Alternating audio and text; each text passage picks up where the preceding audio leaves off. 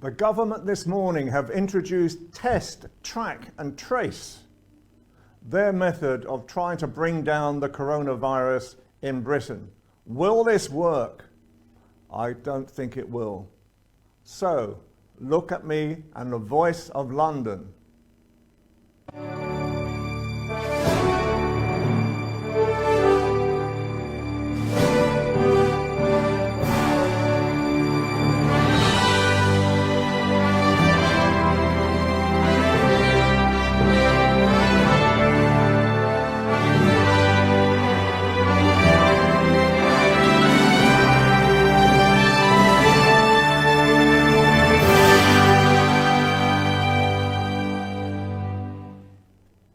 Hello and welcome to another edition of The Voice of London with me, Ian Pelham Turner, on ALB UK Television and positivebritain.co.uk. Well, we wake up this morning, 9 o'clock this morning, and it's announced that from now on, test, track and trace. That's going to be the new method, the new piece of armoury that the government has. No, sorry, it's not the government. That's what they're saying. This is the NHS. My feeling is, first of all, that the government are hiding behind the skirts of the NHS to try and make this work. So the principle behind it is that if someone actually tests positive for a virus right now, then they're asked to sort of tell of everyone else who has been in their vicinity within 6 to 8 feet for over 15 minutes over the past 24 hours. And then these people will be traced as well and also asked to be going into lockdown for 14 days. Now, in principle, this sounds, what's wrong with that? But it's where the practice comes into it, because first of all, the government have actually really recruited, I think, 17,000, 19,000 trackers. Now, these were supposed to be independent people, highly trained in this whole project. What we are hearing back is that Serco, which is a major company, have been asked to really look after the majority of this tracking and tracing, and that people who have been given independent opportunities to become these track and tracers, they've been given half a day, and a lot of them are totally confused about what is the message. And believe it or not, this morning we listened to the government saying, this is the NHS, this is not us, this is the NHS, so saying you must do this. No, it's not, it's the government saying this, and it's trying to hide behind the skirts of the NHS because obviously of Dominic Cummings now and all the things that have been happening over the past few days. They cannot be coming out and saying you must go back into lockdown when obviously Dominic Cummings didn't. So let's give you a scenario at the moment. Now, according to this, say a person who serves in a store, one of our big stores in Oxford Street, John Lewis's, for example. Now that person may see 60, 80 people in a day. And on the day after, they feel unwell and they get tested for coronavirus. Now those 60 to 80 people who have come into contact over the 15-minute period within the 6 feet guidelines as well, if this happens, will then be contacted, and they'll be contacted by obviously things like pay slips, card numbers and so forth. So their data is going to be passed to someone else. It's going to be passed to a company or an area. So when this actually happens, then those people will be told, you have gone into contact with someone who has got coronavirus, you must really stay at home now, you must self-isolate for 14 days. Have you contacted someone? So there's this whole confusion. So that's part of the problem. Is the data problem, how's that going to be regularized at the moment at a time of data protection as well? And secondly, say you're in an office and you go into an office and you talk to someone for 15 minutes, the following day they have the symptoms of coronavirus. You are then told by this track and trace system that you must actually self-isolate as well for 14 days. Okay, so you do your 14 days, you go back in again, and by sheer luck, or sheer unluck, then you meet someone else who's got coronavirus and you're told to self-isolate yet again. Now this can go on and on and on, and the government admit this, that it could go on and on and on. But the biggest hurdle is the government is not going to pick up the cost of you being self-isolated. Guess who's going to pick up the cost? It's the company who you work for is going to pick up the cost. Now, companies are coming out of lockdown. They have very little money anyway. So to lose employees and extra money as well at a time like this has not been well thought through. Even epidemiologists and experts in the field of viruses are saying, this is not totally practical. You haven't thought it through. There's a lot of questions to be asked. Now, for goodness sake, the government needs to get a grip on this whole situation at the moment, because all that they appear to be doing, as far as I'm concerned right now, is they are creating one soundbite after another, in the hope that we, the general public, will be gullible enough to listen to where they have mismanaged, in my opinion, this whole situation. So I look at what's happening at the moment and I think, oh my goodness, what on earth are we going to be doing next? What's going to be the next thing? Because the reality was that they were going to create a new app. And this app seemed to be better to actually track and trace. And that seemed to be something that was going on well on the Isle of Wight, one of our southern county areas. But even that hasn't now been rolled out. The government is saying that there's complications to it at the same time. And so I'm thinking at the moment, what do we really want out of this government? We want some common sense out of this government, I think, at the moment, because the NHS are saying we have had test, track and trace for many, many, many years. It's very simple. If you feel unwell, you ring your doctor, you tell them what the symptoms are, you're tested for coronavirus. If you have coronavirus, you are then told to go into isolation. You're then asked, who else have you been around in the past 24 hours? And then the test and track team from the local health environment will trace these people down and tell them that they may be in danger of having coronavirus as well, that they must isolate. It's a much more simpler, localized system, and it's been proven to work over many, many years. But no, this government loves to think big. So for me at the moment, I look at something like this and I think, where are we going to go next?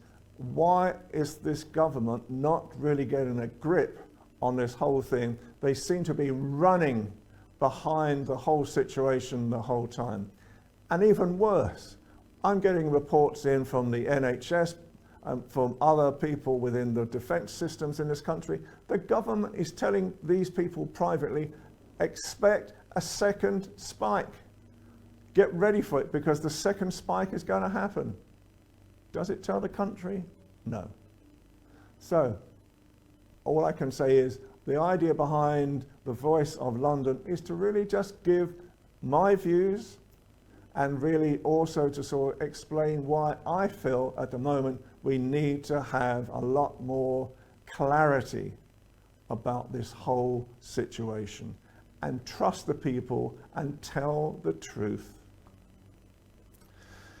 So that's my sort of feeling on coronavirus for today. Now, we go to sort of something that is quite different. So, the reality now is with there's been a report in the Tatler magazine. It's this very posh magazine in Britain, and I've appeared in Tatler magazine as well in my time. And it's claiming that, that Kate, the Duchess of Cambridge, is really not feeling very happy at the moment with life, and that, she is overworked. She's feeling unhappy about this whole thing. There's a response back from Kensington Palace to say that there's a swathe of inaccuracies and forced misrepresentations. I mean, what's happening to Kate at the moment? I think Kate, William, all the members of the royal family are really doing something quite special right now. They are communicating with the people. How tough is that to do? Whilst in like a potential lockdown, I don't know. But I don't think it's that hard to do. And I'm not sure that people like Kate would feel that it's beyond their call of duty right now to actually be able to do these video calls. William seems to be doing them ad hoc. Prince Charles seems to be doing them ad hoc. Even the Queen, bless her heart, at 93, is doing these videos as well, and these conference calls and these Zoom calls. So let's hope that the royal family are doing what they feel they are wanting to do right now, wishing to do right now, and they don't feel overburdened with this. Now we move back to politics again. Oh my goodness me, it seems like the government in this country literally never knows when to keep quiet.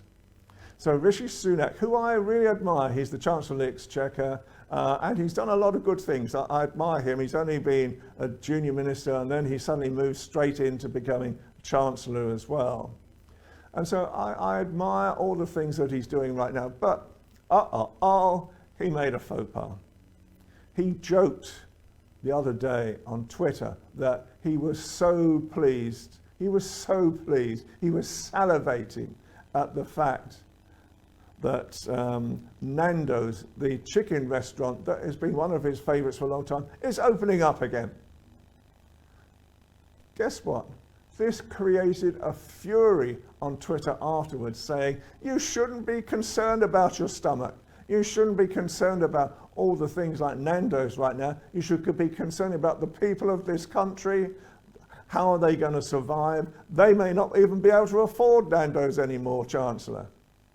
So at the moment, you can see how prickly the public is concerning anything to do with what's happening in lockdown, how are people going to get out of it. People are frightened in Britain. And unless the government gets a grip on this whole thing, that fear, that fright is going to continue, and we're going to have all sorts of issues, I think, as well. Now, I just thought, what are people doing right now in lockdown? What's been the most favourite activity that people have done and the skill they have learnt during lockdown? To my surprise, I found out the other day the top thing that people are learning to do up and down the country is knitting. You get it, 2 needles, and creating, perhaps it might be balaclavas for workers, it may be socks, it may be pullovers, whatever it is, it's knitting. So perhaps we are coming back in Britain to a past, because in the past I remember my mother, when I was very young, knitting every week, and it was a piece of enjoyment and something peaceful for her to do, to meditate with at the same time.